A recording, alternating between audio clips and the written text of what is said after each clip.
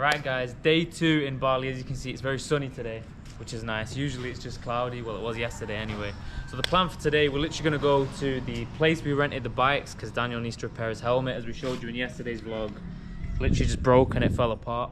Then we're going to go check out the beach, check out some cafes, restaurants, and then we'll see where the day takes us after that. So yeah, time to hop on the scooters, guys. Let's get going.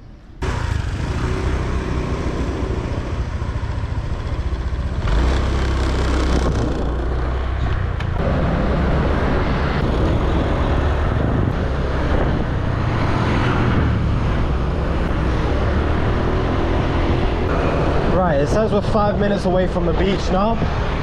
Hopefully I can get my helmet changed now without this guy taxing me or charging me or anything like this. See Haider there in front, he's still got his indicator on. Bro's driving on the wrong side of the road. Just normal Indonesia roads for you, mate. I'm not gonna lie though, scooting is very fun. It's very, almost like peaceful. It's pretty cool. It almost feels like Mario Kart a little bit. I feel like I'm playing Mario Kart. Here he is. There's Haider. Yes guys, I don't think we're going to pass the helmet repair place, you know. Yeah, no, I was thinking this is a different way as well. Oh well, we'll find it.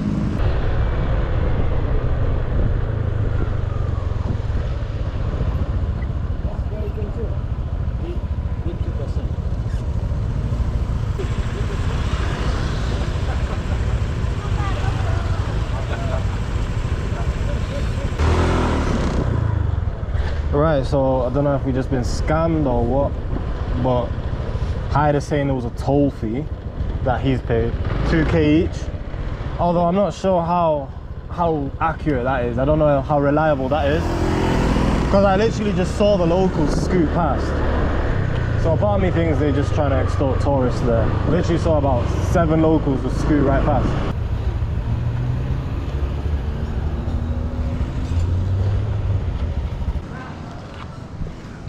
Yes guys, nice drive that was. Right, so we just made it to Sanur Beach. It looks like a better area than it was last time. And we're just getting whistled at loads. I don't know if we're meant to park here, but yeah, we'll see now. Guys, I've had a shocker. I've literally just realised I forgot my helmet. When we was leaving the accommodation, I left my helmet on another bike just to put the bag in the little compartment. And I've completely forgot to even take the helmet from the other bike I left it on. So now the bike's at the accommodation and I'm here helmetless. Well, here's what it is. If we get fined, we get fined. Oh well, probably be like £2 anyway, but hopefully I don't die on the way back. This is the beach, guys, as you can see. It's really wavy. You can see why everyone raves about the surfing here. It's decent, but it's not as pretty as I thought it would be, to be honest. It looks a bit, I don't know, maybe it's because it's cloudy and the sun's not out, but what do you think? You know, same, and I also noticed there's not much atmosphere here. You know, I'm a big atmosphere man. In JBR, there's always loads of atmosphere. JBR is the beach in Dubai, if you didn't know. People say that one's not good because it's artificial sand, all of this. It's not natural. Ooh. I'll tell you what it is. It's just these chodes. These absolute massive chodes who proper care about it being natural. They think, oh no, that's artificial. Dubai's fake. Who cares at the end of the day? You know what I mean? Oh, okay. Really taking in the views, are we? It's as present as it gets, this. Let's look at him go, guys. Right, so on the bike now. Haider's just getting his sorted out. It's a little kid hustling, man. Trying to get his money up. Like this? It's the type of thing that you see in Indonesia. You don't see this everywhere. In Manchester, people just complaining, oh, I failed my A-levels and I got this depression, all of this sort of stuff. But here you really see the real hustle. Okay, you will try. You wanna be on camera? Okay, hello. Hey, how's it going, man? What's life like here in Indonesia? So good. Have many things. Okay, that's Yeah. good. What's school like? School good? School is good. I am the student. Ah, okay, that's perfect. You wanna say hello?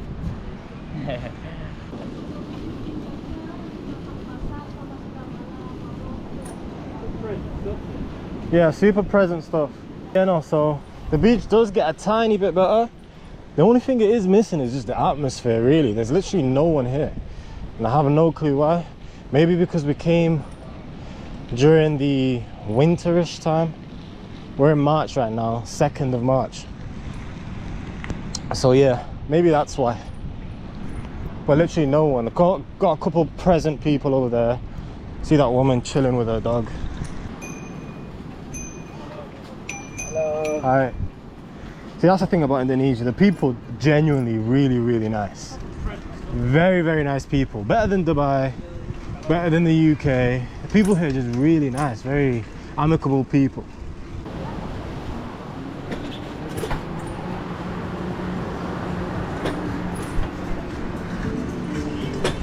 100% trying to find herself, guys. Is that a swing? Looks like a swing by the beach. If that's a swing, that's super present stuff. Look at that. There's actually swings at the beach. See if you'll go for it. Is he as present as we think? Fair enough, yeah, just got my slides all wet. Haider almost lost the slide in the tide. Fair enough. Okay, guys, gonna continue our cycle, but we're also looking for food now. That's the new mission, is looking for food. Because whilst we were stopped making some videos for Telegram, we saw a waiter come out with a club sandwich, and we thought, oh, definitely could have some of that. So, gonna look for some food now. Okay, naked baby, gotta make sure we blur that. Why have they got rainbow flags in Indonesia? I don't know. See them everywhere these days, you can't get away from them. Do you know what I mean? Yeah, mate, 100% agree with you there.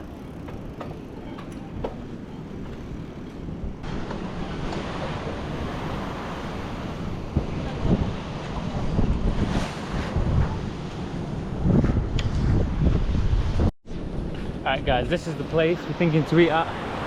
Seems alright, let's have a look at the menu. Hi. Let's go for drink or lunch? For what, sorry? Drink or lunch? Lunch. Lunch. Right, so we got used to Dubai and we just stopped asking if foods are halal. So we've kind of just sat down here and we've kind of seen that a lot of the options actually contain pork. So that raises the question, what about the chicken? What about all of the other meats? Are they halal? So got someone to come over. Guy said that the chicken is halal, but I don't know. He didn't sound too sure of himself. So I'm not too sure to trust it or not. And he was quite literally gay as well. It is, the sun does play a massive factor. Innit? It plays a massive factor. That guy was super gay. Yeah, I mean, that alone was really off-putting. It's not good. Thought Bali was a bit plugged out of all this Western nonsense, but seems that these homosexuals have infiltrated me. They have. Alright guys, so we found this place now. They said they're 100% halal, so yeah, the menu looks pretty good. A lot of interesting things. It's very cheap. A whole pizza is literally £2.50. Right guys, so we've been waiting for the food for about 40 minutes. It's finally arrived. I got a burger, some French toast. Haider got a burger as well. What else did you get? Also got a club sandwich, something a bit healthier. Still not arrived yet. But yeah, the burger looks good. I've actually already tried it. It's decent, it's not bad. Had better, but nice. Exactly, yeah, and now we're just eating. I've noticed in this place they really like sweet chili sauce. But yeah, I'm not complaining. It's good, nice sauce. I ordered a Burger King yesterday. Came with a Burger King. Instead of, usually they put like ketchup sachets, they gave me sweet chili sachets. And now obviously it's come with a burger as well. But yeah. But I'm not complaining, it's good. It's good sauce. So yeah, now we're just gonna finish the food and then go fix my helmet. Alright guys, so as you can see, we finished the food, cycled all the way back to where the mopeds are parked. Now it's just time to go and repair Daniel's bike helmet. I'm gonna have to ride with no helmet. Hopefully I don't die. We should be fine.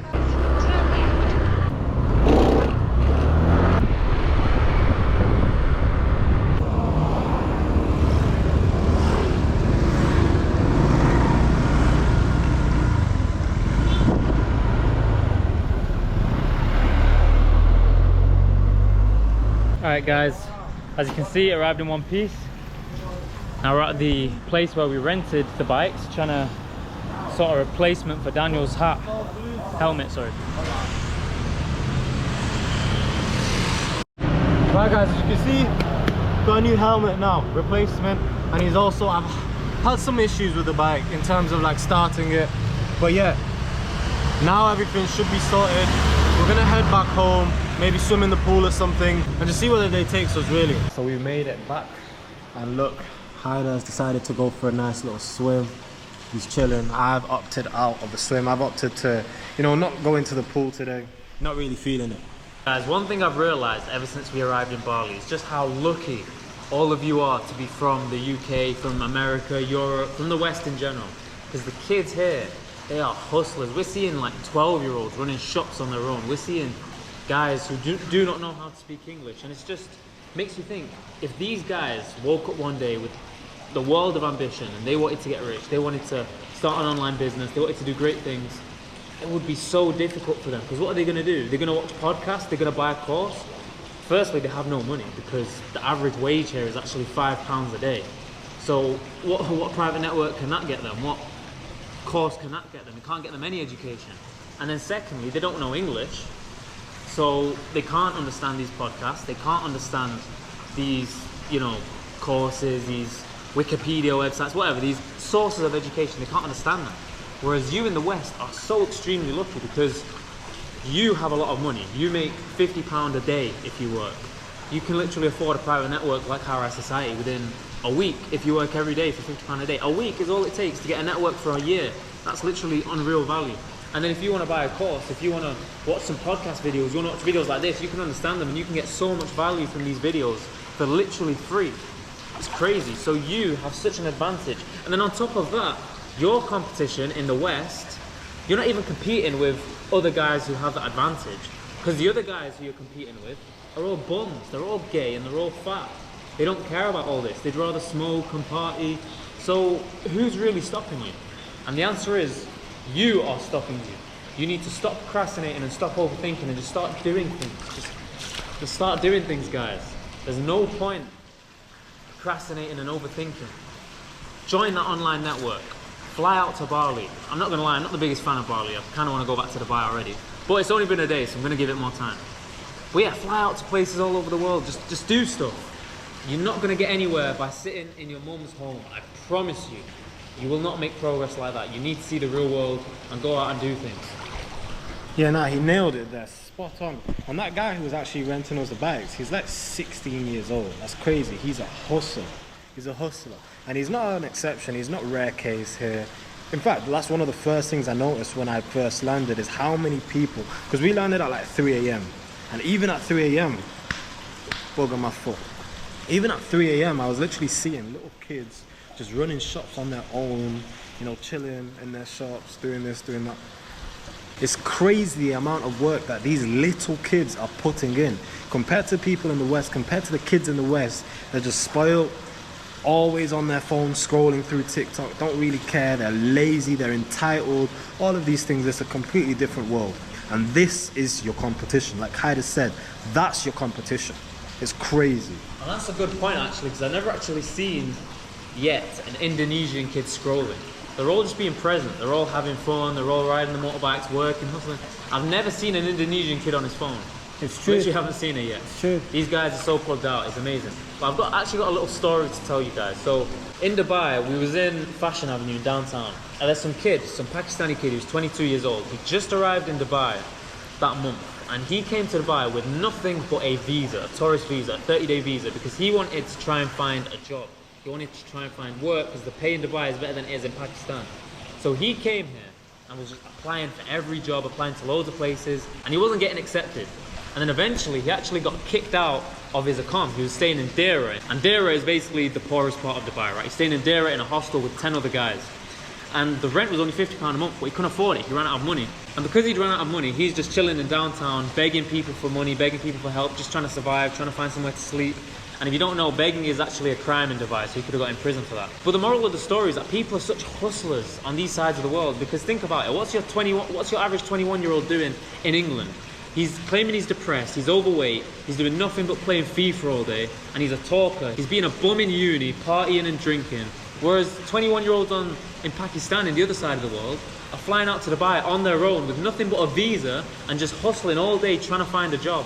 That's how dedicated these guys are, and that's how privileged you are to be in the position you're in today. Exactly. I firmly believe that these guys from places like Indonesia, places like Pakistan, actually had access to money and all the resources that the people in the West have access to.